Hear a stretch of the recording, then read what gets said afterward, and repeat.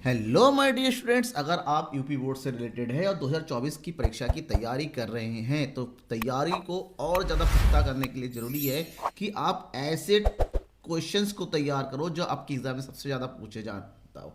तो ऐसे में मैं लेकर आया हूँ आपके लिए टॉप 50 एमसीक्यूज जो आपके बोर्ड एग्जाम में पूछा जा सकता है और इसके आने के चांसेस 100% है। आपके एग्जाम में 10 एमसीक्यूज पूछे जाते हैं तो अगर 50 तैयार कर ले हो सकता है इन्हीं 50 में से आपके 10 एमसीक्यूज आ जाए। वैसे तो एमसीक्यूज कहीं से भी पूछा सकता है, लेकिन ये जो 50 एमसीक्यूज है सबसे ज़्यादा रिपीटेड एमसीक्यूज है यूपी बोर्ड के एग्जाम में। कौन कौन से हैं, चलिए शुरुआत करते हैं। हर एक क्वेश्चन को बिग एक्सप्लेनेशन में आपको बताऊंगा आंसर के साथ। पहला क्वेश्चन है आपका कि वस्तु के माध्यम से किया जाने वाला विनिमय क्या कहलाता है। अगर वस्तु के माध्यम से विनिमय किया जाता है वस्तु का वस्तु के साथ, उसे क्या कहते हैं, तो आपका राइट होना चाहिए वस्तु विनिमय। वस्तु विनिमय ही जहां वस्तुओं का वस्तुओं के साथ प्रत्यक्ष विनिमय होता है। तो आपका राइट आंसर क्या होगा, ऑप्शन नंबर 8। थोड़ा सा जल्दी करते हैं कि 50 क्वेश्चन सॉल्व करना है, ठीक है, टाइम वेस्ट नहीं करना है। आपको 50 के 50 क्वेश्चन के आंसर मिल जाने चाहिए। क्वेश्चन नंबर सेकंड, किसी वस्तु का मूल्य निर्धारित होता है उसकी मांग द्वारा, पूर्ति द्वारा या मांग और पूर्ति के द्वारा। ध्यान में रखिएगा, किसी भी वस्तु के मूल्य के निर्धारण के लिए मांग और पूर्ति की आवश्यकता होती है। जिस बिंदु पर वस्तु की मांग और वस्तु की पूर्ति आपस में बराबर होती है तो वहीं पर हम वस्तु की कीमत का निर्धारण करते हैं। That is option number C is right. Question number 3, जब सोपान लागत घटती है तो औसत लागत कैसी होगी। सोपान लागत का मतलब यहां पर है सीमांत लागत। अगर सीमांत लागत आपकी घटती हुई होती है तो औसत लागत क्या होगी, तो औसत लागत भी क्या होती है, तेजी से गिरती हुई होती है। Right, clear, option number B is right. Question है मजदूरी श्रम की कीमत है, यह कथन किसका है। तो राइट आंसर है यह कथन प्रोफेसर मार्शल ने। प्रोफेसर मार्शल ने कहा था कि अगर आप अपने श्रम का प्रयोग करेंगे तो बदले में आपको मजदूरी प्राप्त होगी। तो क्वेश्चन नंबर 5, लोक वित्त को विषय वस्तु संबंधित है। ये जो लोक वित्त है ये किससे संबंधित है, सरकार के व्यय से, आय से, ऋण से, सरकार के आय व्यय ऋण राजकीय नीति से। तो लोक वित्त का मतलब होता है फाइनेंस, सरकार के आय व्यय ऋण एवं राजकोषीय नीति से संबंधित होता है। जिसके राजकोषीय नीति यानी कि राजकोषीय यानी कि राजकीय यानी कि राजकोषीय फिस्कल पॉलिसी के नाम से जाना जाता है। Okay, option number D is right. Question number 6, Bharat का विदेशी व्यापार किस देश के साथ सबसे अधिक होता है। तो भारत का विदेशी व्यापार सबसे ज्यादा किसके साथ होता है, अमेरिका के साथ होता है। Option number A. Question number 7, Bharat को प्राप्त विदेशी सहायता में कौन सी चीज सम्मिलित होती है, ऋण, अनुदान, अन्न एवं अनुदान, इनमें से कोई नहीं। तो भारत को प्राप्त की जाने वाली विदेशी सहायता में सबसे ज्यादा प्राप्त होता है हमें ऋण।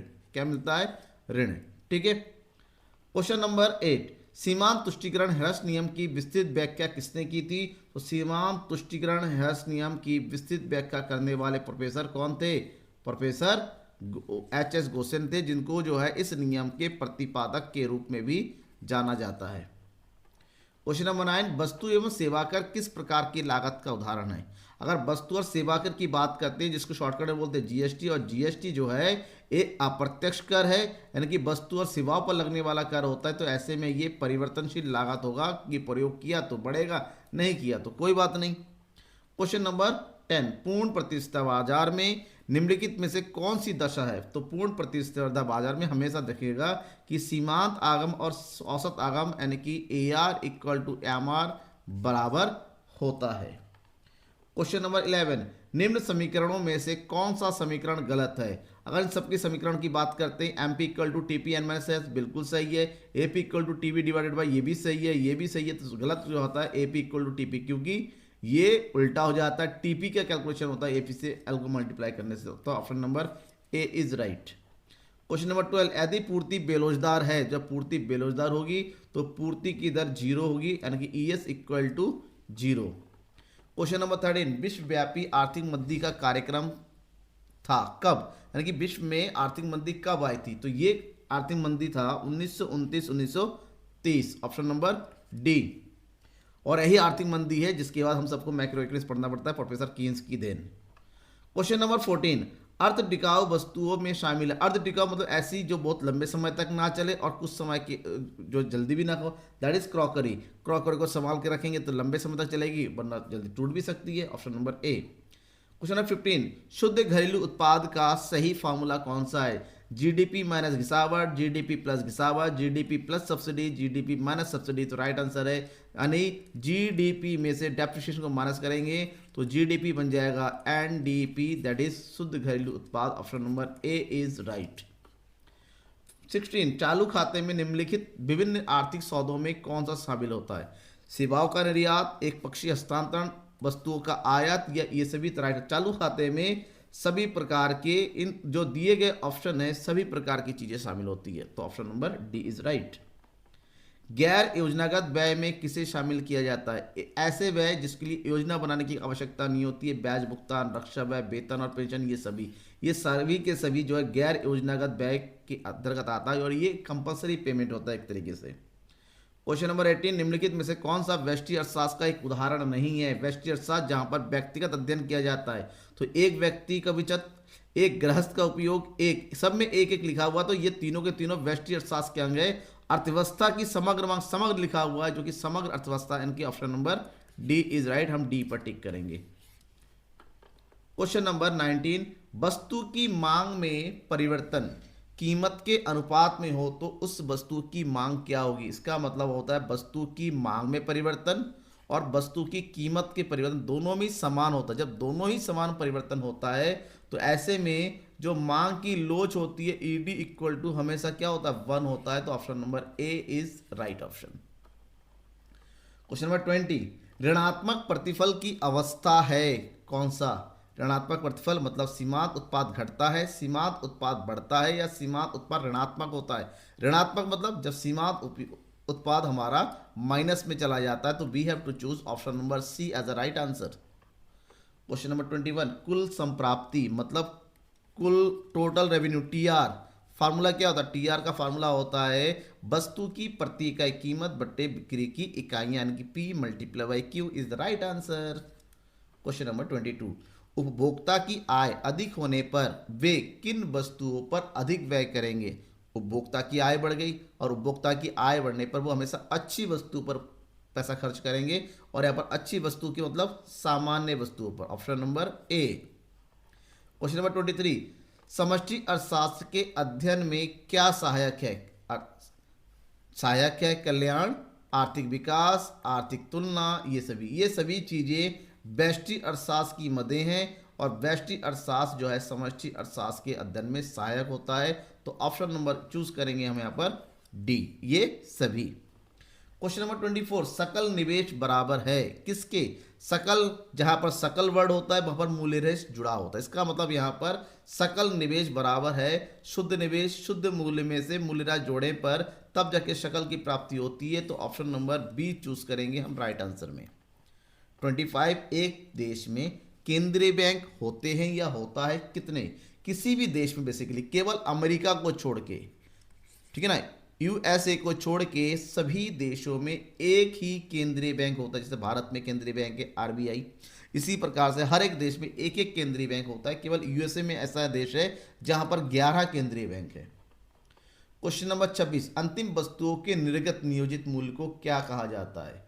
अंतिम वस्तुओं के निर्गत, उसका जो मूल्य होता है उसे क्या कहेंगे? अंतिम वस्तुओं के, दैट इज प्रत्याशित माप की एक सोची समझी जानी माप, एक माप मतलब उससे सोची समझी जाने वाली मूल्य, that is option number A. 27, दुर्लभ साधनों के प्रयोग कितने? दुर्लभ का मतलब होता है सीमित। अगर सीमित साधनों के प्रयोग की बात करते हैं, कई सारे वैकल्पिक प्रयोग मौजूद होते हैं जिसकी में से हमें सर्वश्रेष्ठ विकल्प का चुनाव करना होता है, और साधनों का सीमित होना ही एक समस्या है बेटा, ध्यान रखना, जिसको आर्थिक समस्या के नाम से जानते हैं। क्वेश्चन नंबर 28, जब मांग वक्र क्षैतिज होता है तो मांग की लोच कैसी होती है? मांग वक्र क्षैतिज, इसका मतलब होता है मांग वक्र इस तरह से नीचे गिरा हुआ होता है, एक्स एक्सिस के बराबर होता है। तो इस स्थिति को हम जो है अनंत मांग बोलते हैं, यानी कि ईडी इक्वल टू इन्फिनिटिव, ठीक है, क्योंकि यहाँ पर वस्तु की कीमत में परिवर्तन नहीं होता है लेकिन वस्तु की मांग में परिवर्तन हो जाता है। तो ऐसे में जो मांग की लोच होती है वो अनंत हो जाती है। क्वेश्चन नंबर 29, आगत प्राप्त करने के लिए एक फर्म द्वारा किया जाने वाला व्यय क्या कहलाता है? आगत प्राप्त करने के लिए एक फर्म द्वारा किया जाने वाला व्यय हमेशा क्या कहलाता है? लागत कहलाता है। आपको इनकम चाहिए लेकिन आप कुछ व्यय करोगे तो आपके द्वारा किया गया व्यय आपका क्या होगा, लागत होगा। 30, अल्पकाल में निर्गत में इकाई वृद्धि होने पर परिवर्तनशील लागत में होने वाली वृद्धि, मतलब आपने एक वस्तु का उपयोग किया, इससे आपके परिवर्तनशील लागत यानी कि टीवीसी में परिवर्तन होता है। तो टीवीसी में होने वाला परिवर्तन पहले 50 था, अब बढ़ के 60 हो गया। तो ऐसे में इसके बीच का जो अंतर होता है 10, उसको क्या बोलेंगे, दैट इज सीमांत लागत। क्या बोलते हैं, सीमांत लागत, क्योंकि यहाँ फार्मूला होता है M C equal to T V C N minus T V C N minus one, या फिर दूसरा होता है T V C equal to delta T V C divided delta Q. Question number 31, निम्नलिखित में से कौन सा पूर्ण प्रतियोगिता का लक्षण नहीं है। पूर्ण प्रतियोगिता में क्रेताओं की संख्या अधिक होती है, सही है। पूर्ण प्रतियोगिता में समरूप वस्तुएं होती हैं, बिल्कुल सही है।